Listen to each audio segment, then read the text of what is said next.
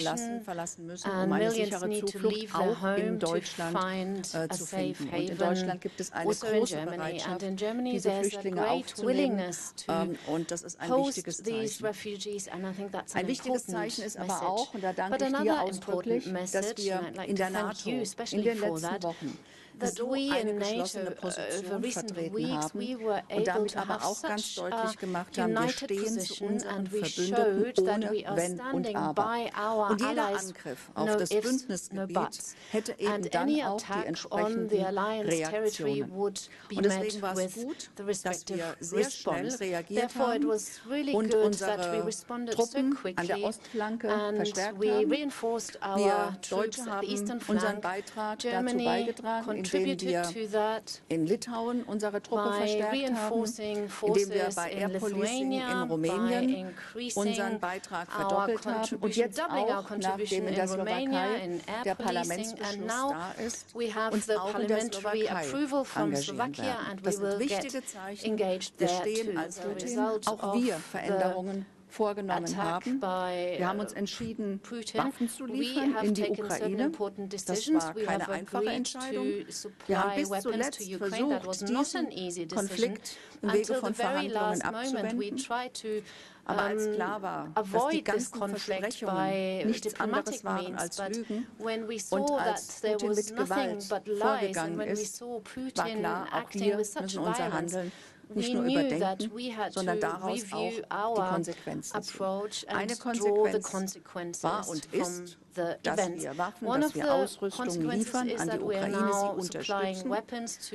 Und eine weitere ganz wichtige Entscheidung war, dass wir angesichts der Bedrohungslage deutlich mehr investieren wollen in Zukunft in die Landes- und in die Bündnisverteidigung und es deswegen ein Sonderprogramm geben wird in einer Größenordnung, wie sie noch nie da war, von 100 Milliarden Euro in die Bundeswehr.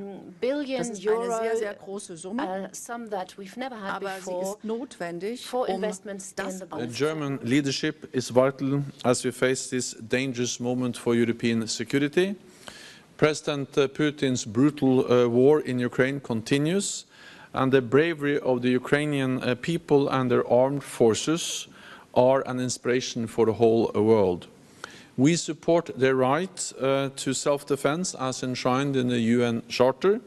Germany is playing a key role with military equipment, financial and humanitarian aid to Ukraine. And I'm extremely grateful for the rapid response from Germany in providing support to Ukraine.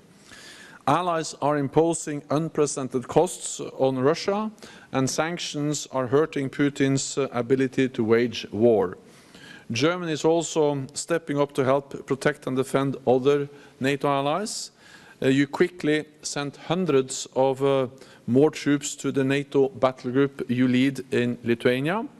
You have deployed Eurofighters to Romania and actually met German pilots there when I visited Romania a couple of weeks ago. And Germany has deployed Patriot air defense systems in Slovakia, and German warships have been on patrol for NATO in the Baltic Sea. All of this is part of NATO's immediate response to the crisis. And yesterday we met in Brussels to address the changes we must make for the longer term. To reset our deterrence and defense for a new reality, we will require more defense investment. Germany is already leading the way. The announcement of €100 billion investment fund for defense is impressive, and increasing German defense spending to more than 2% starting this year will have a significant impact for peace and security in Europe, helping make Germany and our whole alliance even more secure.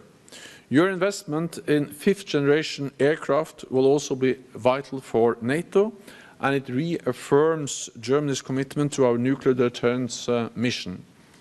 These are the right decisions because we cannot take peace and security for granted. Now is the time to invest in our armed forces, increase our readiness and modernize our capabilities. to keep our people safe. I look forward to discussing with Germany in the coming weeks and months how we can make sure that we adapt NATO to this new security reality. So once again, Minister Lambrecht, it's always a great pleasure to meet with you, and thank you for your strong commitment to NATO. Thank you. Schönen guten Tag, Frau Ministerin, Herr Generalsekretär. Ich habe eine Frage an Sie beide vor dem Hintergrund der Überlegungen, bei den östlichen Partnern möglicherweise deutlich mehr und permanent Soldaten und Waffensysteme zu stationieren. Was kommt dabei möglicherweise auf Deutschland zu? Vielleicht auch, welche Erwartungen haben Sie, Herr Generalsekretär, an Deutschland? Und wenn ich darf, eine zweite Frage, Frau Ministerin. Der ukrainische Präsident Zelensky hat sehr leidenschaftlich heute in seinem Appell an den Bundestag um mehr Hilfe gebeten für sein Land. Was ist Ihre Antwort darauf? Wir haben in der aktuellen Situation sehr schnell reagiert als NATO, aber auch als Deutschland, um die Ostflanke und damit das Sicherheitsbedürfnis der Verbündeten zu stärken. Und das war richtig und wichtig, auch so schnell zu reagieren. Und jetzt sind wir in der Diskussion, im Gespräch darüber, wie wir mittel- und langfristig das sicherstellen können. Denn wir müssen uns auf eine Bedrohungslage einstellen, die eben nicht in wenigen Tagen, in wenigen Wochen beendet ist. Und wie das dann konkret auszusehen hat, welche Infrastruktur wir brauchen, welche Befähigung, welche Leistungen da erbracht werden müssen, auch von Deutschland. Darüber sind wir jetzt im Gespräch. Das erste Positionspapier liegt auf dem Tisch. Da danke ich dir auch sehr dafür, dass wir das gestern auch schon andiskutiert haben. Das werden die nächsten Wochen, werden wir uns damit sehr intensiv beschäftigen, dass wir spätestens im Sommer die endgültigen Entscheidungen dann darüber treffen können. Die Rede von Präsident Zelensky heute im Deutschen Bundestag, die hat sehr betroffen gemacht, sehr. Weil sie nochmal deutlich gemacht hat, in welcher Situation die Menschen in der Ukraine gerade leben. Wenn wir im Deutschen Bundestag zuhören und zeitgleich Raketenalarm, Bombenalarm in der Ukraine, dann macht uns das betroffen.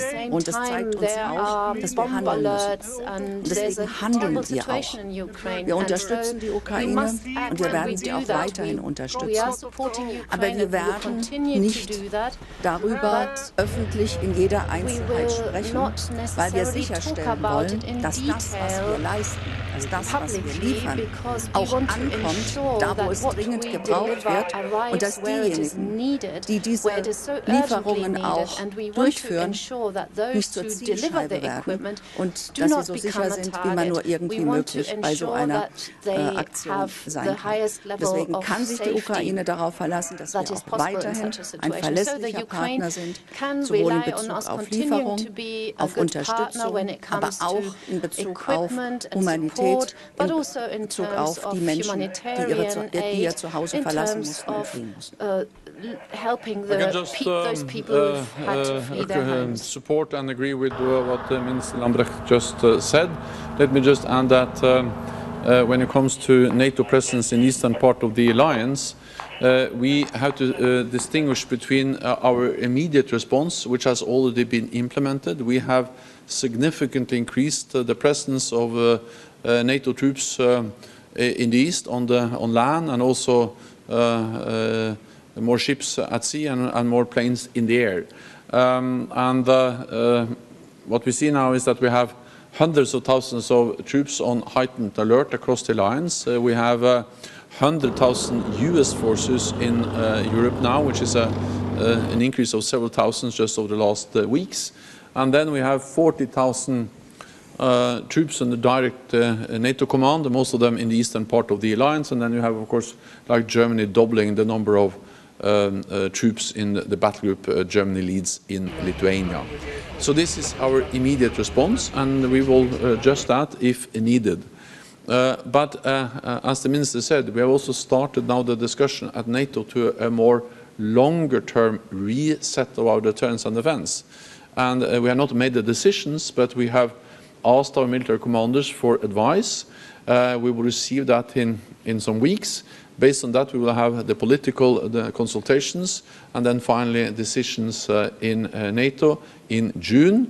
But I expect that to be about both more presence in the east, but also more capabilities, like for instance air defense and other capabilities which we think are critical to convey a clear message to Moscow that we are there to protect and defend all allies. So this is a process, and I'm extremely grateful for the support and the constructive approach from Minister Lambrecht and from the German government. Vielen Dank. Thank you. Danke Ihnen. Brilliant Jump is the yearly exercise where NATO deploy their VJTF, very high readiness force, somewhere in the world. This year they deployed to Norway. NATO is the backbone of Norwegian defense and security policy. We joined NATO in 1949, just after World War II, and NATO today is even more important. And you see the need, the requirements to stand together. I don't think any NATO nation is able to do a military operation by themselves. We have to do this within an alliance. So NATO is important. The invasion to Ukraine of Russia underlined again that you need to have capable forces combat ready. But you must be able to deploy them as fast as it is necessary to have the effect wherever you need. And what we saw in a very short time frame after the invasion, NATO, the nations, provided the forces.